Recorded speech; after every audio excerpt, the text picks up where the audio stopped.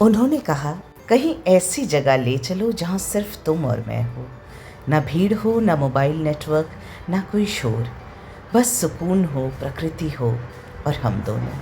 और सच कहूँ, मुझे भी भागना नहीं था, ना ही मुझे टूरिस्टी प्लेसेस देखने का मन था। बस जी भर के सांस लेनी थी, बिना किसी जल्दी के। तो मैंने ढूंढना शुरू किया, मैप्स, ब्लॉग्स, लोगों की कहानियाँ, और फिर एक नाम सामने आया, श्यामला ताल।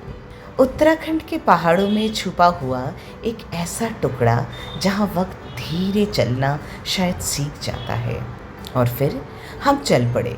श्यामला ताल पहुँचते ही सबसे पहले जो महसूस हुआ वो था एक अजीब सी खामोशी।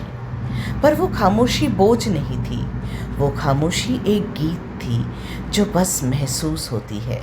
और उस गीत के बीच था एक छोटा सा, बिल्कुल शांत सा झील, श्यामला ताल लेक। लेक बिल्कुल शांत थी, जैसे किसी ने उसे हवा से भी बचा कर रखा हो।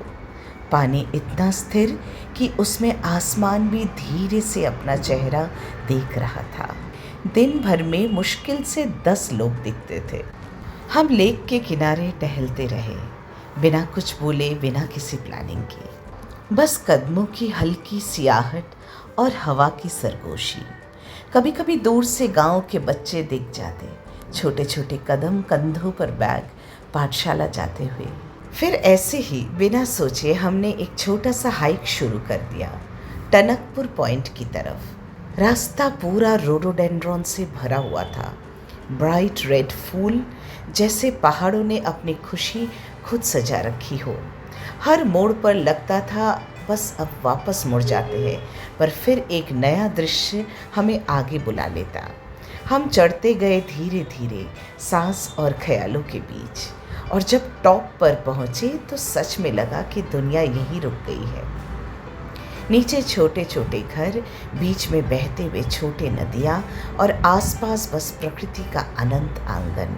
वापस आते वक्त एक पल के लिए हम रुक गए, क्योंकि सामने से एक डियर गुजरा, जैसे वो भी इस कहानी का एक हिस्सा हो।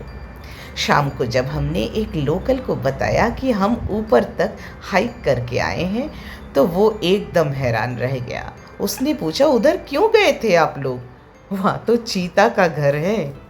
एक पल के लिए हमने एक दूसरे को देखा और फिर हंसी आ गई।